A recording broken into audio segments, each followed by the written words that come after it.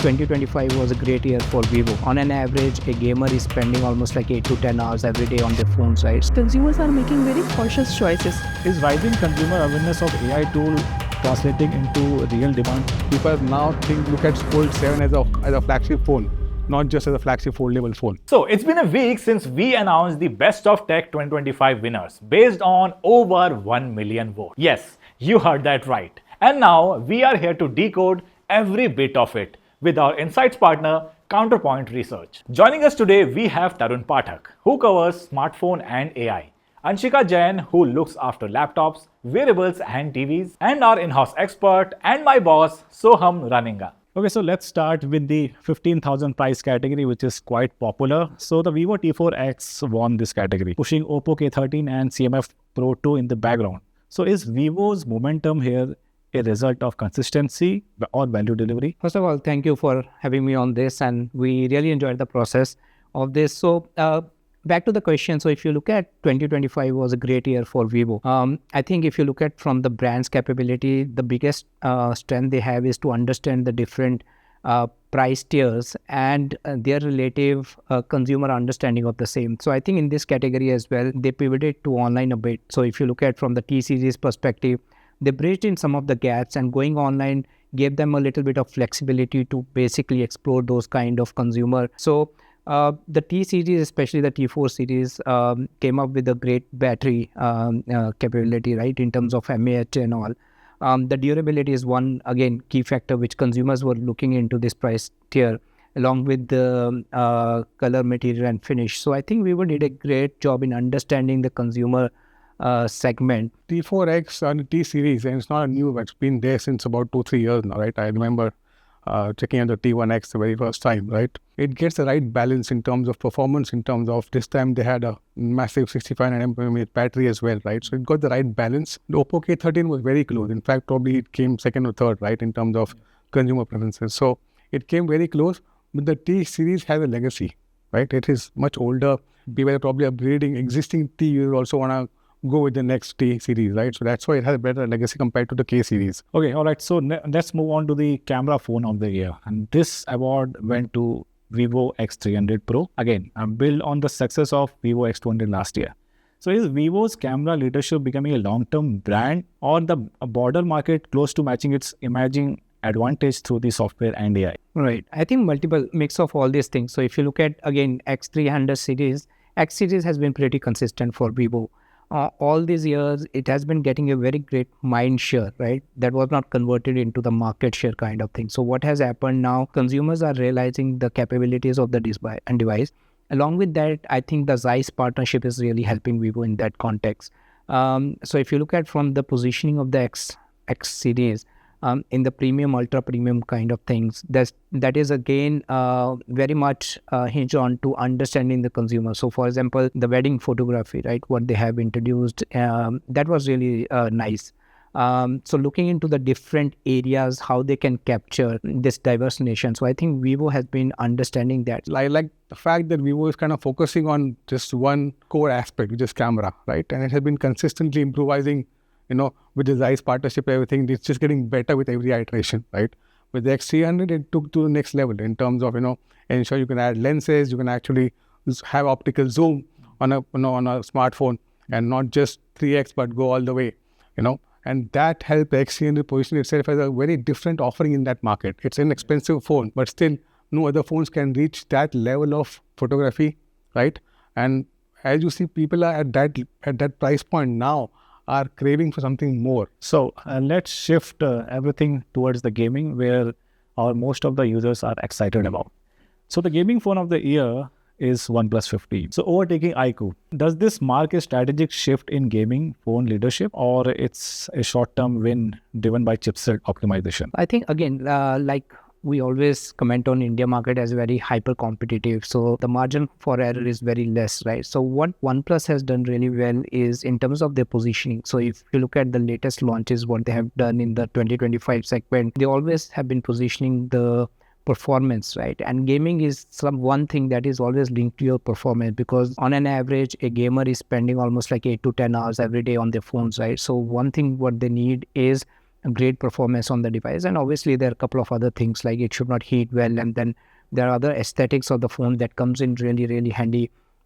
So that is where I think OnePlus 15 did really well. Okay, so what's your take on this one? Interesting, you mentioned the OnePlus 15 and iQOO 15 in the same sentence. So we just finished testing and comparing. Even the launch time was also quite close. Yeah, exactly. Even the number and the whole naming. So coming back to OnePlus 15, I think they have kind of, with the 15, they have nailed the gamers' requirements, right? There was a time when OnePlus was about performance. When the very first OnePlus launched, it was purely about performance. It was an enthusiast phone, right? Slowly, OnePlus wanted to kind of open up to a bigger market, right? And it went on towards more of a, an all-rounder flagship device. With the 15, they're kind of returning back to its core of, promising pure performance, right? And when we tested, we realized that it was actually quite consistent in terms of long hours of gaming. So they have made good use of the dedicated gaming chip. They were also optimized the chipset. And during the presentation, we saw that they were completely talking about how they have worked a lot closer with Qualcomm to optimize the OnePlus 15 for performance, right? And it shows. And that's why there's no surprise that people really went for the OnePlus 15. So let's shift to appliances and TV categories. So as far as TV goes, Samsung Neo QLED wins flagship TV of the year. While Samsung wins TV brand of the year, LG win AC brand of the year. So what's interesting to see is Haier won the refrigerator brand of the year. So does this reinforce consumer preference of established brand in big ticket purchases, or even a newer player pushes aggressively pricing? Yeah, if you see, newer players are always pushing more products into the market. But if we talk about these specific categories, be it TV, be it white appliances, all these have been long-term purchases. So consumers are making very cautious choices. So that is why brand trust and reliability plays the bigger role over there. And if you talk about these legacy brands, they have been very strong in terms of their product portfolio, the durability, and especially one of the most critical factor within this is the after-sale service, where these brands have been playing over the edge as compared to the newer brands. Audience space when it comes to appliances, right? Especially when it comes to large home appliances. And what we've seen is, like Anshika mentioned, that the legacy brands obviously have a stronger standing in terms of recall, in terms of after-sale service, peace of mind, stuff like that. And we see, every year we are seeing it. This year was probably very, very obvious that these large, the big brands have realized that, okay, when it comes to online, they need to actually up their game, right? Even though still, when it comes to large home appliances like ACs and refrigerators or washing machines, the market is predominantly, offline, but it's changing. People are now buying large appliances online.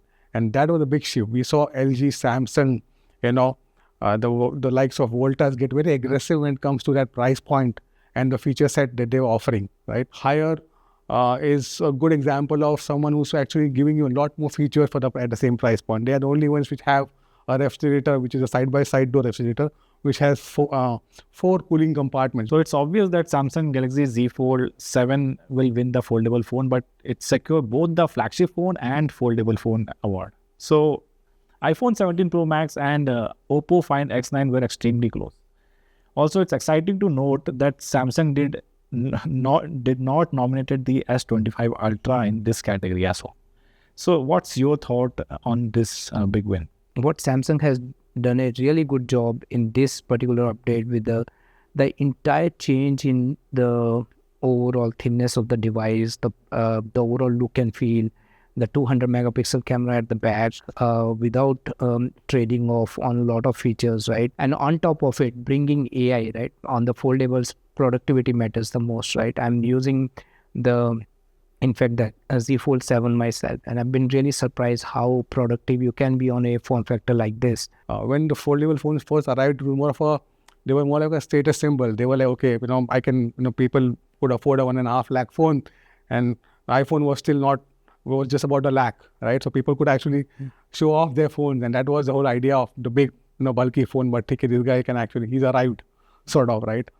Cut to today, I think the use case for the folding devices are really matured, right? With Samsung improvising on the UI bit, AI coming in to ensure that they are much more, more elaborate and more, refined use cases for bigger screens, right? Now when you're using Gemini or ChatGPT, having, a bigger display to type your queries or prompts and all that. It's more comfortable, right? So now the use case for productivity has also evolved. So I guess, yes, finally, when it comes to the phone being, the device being sturdier, there is no compromise on battery. Performance is also very much there, though I think their foldables will still be kind of limited when it comes to thermal resistance. Yeah. They can't really go to peak performance simply because there's not much space to manage thermals. But yeah, they'll get there eventually, right? People now look at Fold 7 as a flagship phone, not just as a flagship foldable phone. Let's move on to the AI PCs. So with tools like ChatGPT, Gemini and other generative AI platforms becoming part of everyday workflow, which is not really dependent upon laptops, right? So is rising consumer awareness of AI tool translating into real demand for AI PCs, or are use cases still too cloud dependent? Yeah, if you talk about AI, it has certainly created a buzzword, as we have seen in case of smartphones. Everyone is now talking about AI because they want to be future ready. So that is why we have seen these sort of like AI devices coming up, and all the component players, they are bringing in the latest AI chipsets into these devices. But if we talk about the real decision, AI is actually increasing the perceived value of this product. They are good to bring more people into the showrooms. But if you talk about the actual decision, that is still dependent upon the hardcore features. But if you talk about the real use case, people are still exploring what to do with it. So I think in the coming future, we see there is like a lot of potential. Everything will revolve around AI. But as of now, it's still like more cloud driven. To bring something new to the table, PC brands had no option but to really go all out with AI PC marketing, right? We saw AI PC everywhere. A lot of everybody's using AI, but most or 95% of it is probably cloud driven. So compute is happening on the cloud, not on device. When AI PCs first came, they tried a lot. They tried to show how you could do image manipulation, creation of images using prompts and all that. And then they were also how quickly it could create images, and there was quality of image creation, all that. But the way how rapidly cloud-based AI compute has gone, today you would just use Gemini Banana Pro, whatever it's called, right? To create all your images. You're not going to use on-device because that's so much better, right? So on-device use cases are still haven't made their point or haven't really proven themselves to be a strong case. Having said that, last time when I met Mr. Akshay Kamath from Intel, I asked the same question, that, okay, is AI something which the brands are pushing? Is it something which the consumers are demanding? Looks like they're meeting somewhere in the middle.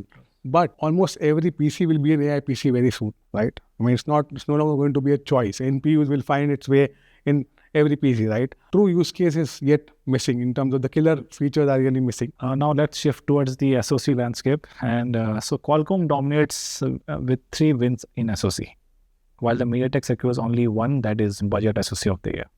So what do you think, is Qualcomm the clear market leader here? The design wins, Qualcomm has almost like 124 or 125, so maximum number of design wins as well. So that is something that really helped them, especially getting into the variety of devices. And also there was some convergence of the gaming. So the gaming user base has also increased in India, and that has helped Qualcomm to basically target those users. Earlier, MediaTek was kind of dominating the low end and the mid end, right? But with the whole premiumization coming in, now the mid end is much more expanded, right? You have mid premium, right? Qualcomm has decided, okay, they're going to be targeting more of the mid premium and above segment, right? And they launched not many SoCs compared to normally in a year what they would launch, right? And they also had this focus on these, premium performance at slightly lower price point. The 8S Gen 4, right? The 8 Gen 5, and then the 8 Gen 5 Elite, right? So they kind of created more layers, in that premium space, right? And that helped them gain, find space in not many smartphones compared to just the flagship phones, right? MediaTek was focused a lot more on the budget and entry mid segment, and they are doing very well. We see that most of the phones in that segment, which is actually bulk of the market, under 25K, are powered by MediaTek chips, right? Which is where MediaTek also needs to really push harder, because while they might be selling enough phones powered by MediaTek and they might be having a decent market share, very close, I'm not sure right now. So MediaTek and Qualcomm, how close they are in terms of... overall MediaTek is still leading by almost like 48% market share, which is like huge, right?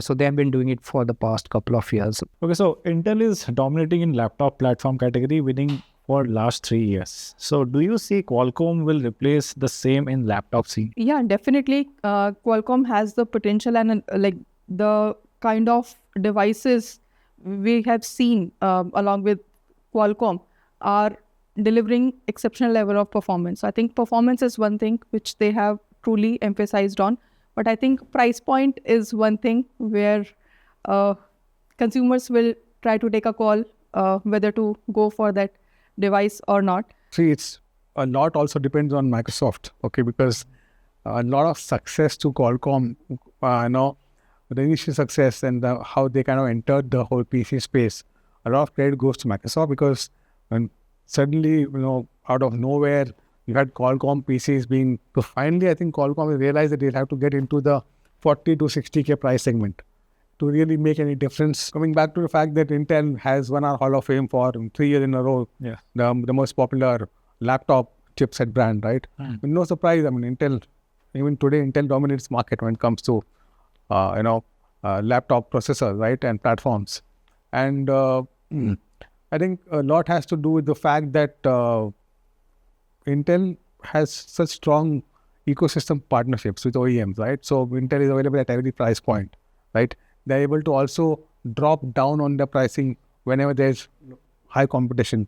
But it is going to be more competitive as we go forward. Because with Apple, with Qualcomm, with AMD also being very aggressive, it won't be very easy next year for Intel to be the de facto winner when it comes to PC chipsets. Yeah. So speaking of winning an award for 3 years in a row, Samsung is right up there too. Winning smartphone of the year, then smartphone brand of the year, and TV brand of the year, 3 years running.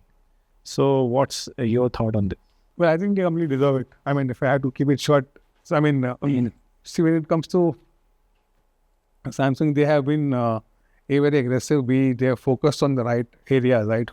The Galaxy AI was a big successful campaign, right? They were ensured that the ecosystem comes together very well, ties in with all the devices. Yeah, so I think in Samsung point, one thing I like to highlight is the kind of scale they operate in, right?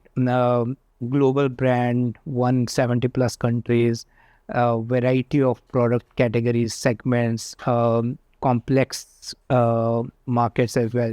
So if you look at what Samsung has been doing really well is in terms of their design language across different price tiers. So they are the brand, I think, that has the largest width of portfolio, starting from as low as like sub 10K segment and going as high as almost like 2 lakhs, right? So aspiration value is very high when it comes to Samsung, and that helps it to actually, stay in that lead across categories.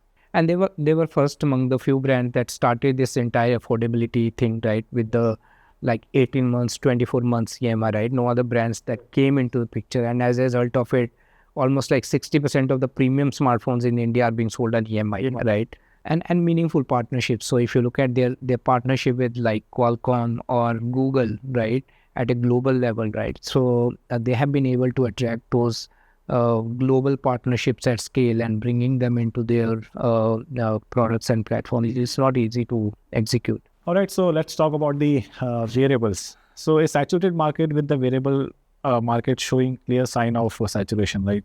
So particularly in budget segment. So has innovation stalled at lower end, or is this category now waiting for some genuine use case shift? Yeah, certainly. We are seeing that the category is saturating as of now, but there is still a lot of potential that needs to be explored.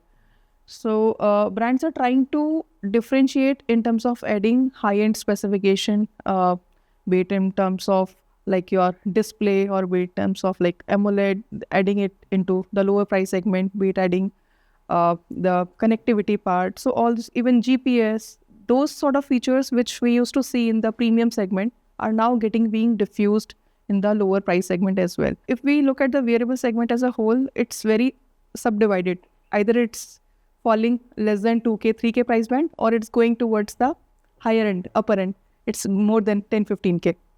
If you see this 5 to 10K wala bracket, where we have seen lot of momentum is happening right now.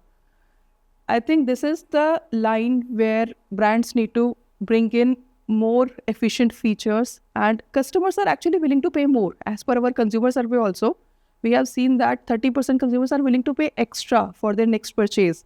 And this is where brands need to understand what sort of features they need to integrate into that particular price point to target the right set of consumers. Like she said, under 5K saturated because you have similar looking smartwatches or, health trackers, so many different brands. Every day there's a new brand coming in, a new variation coming in. There is too much happening there, right? From the 5 to 10K segment is what you're saying, right? I am looking for some device which can actually be very close to a premium, maybe not the latest Apple Watch, but at the SE level at least. The 24K Apple Watch level, user experience going to 8 or 10K is for me is going to be that turning point. So 2025 was the year of AI and the budget smartphone getting some bigger batteries thanks to the silicon carbon batteries, and also power efficient laptops as well. So what do you see in the next year, like 2026? What gonna happen? And if we see the RAM prices getting so high, so what will be the impact on all the electronic segment? So one thing what we look at Counterpoint is the memory prices, and as per our memory pricing tracker, in Q4 the DRAM prices went up by almost like 50%. Q1 2026 we are seeing another upside of 20%, going into the same rate Q2 as well. So memory pricing are seeing no signs of abating. 2026 is going to be a very difficult year. The per GB cost is now almost towards $2 per GB, which was used to be like $1 or 0.6 cents way back in 2018 when the similar cycle happened, which means the cost is going to go significantly up for all the OEMs. Memory as a contribution to the bills of material is close to like 8% within the smartphones. Now it is going to be there almost like 13%. So that 5% delta, which means there will be some kind of corners will be cut from other specifications. Brands are already looking into it. I think the main reason for this is the AI. Most of this demand has gone towards the AI servers, the PC and others. So as a result of it, the legacy DRAM LPDDR4 is not available, right? So most of these brands are moving to the LPDDR5, and that too, the securing that demand is not easy.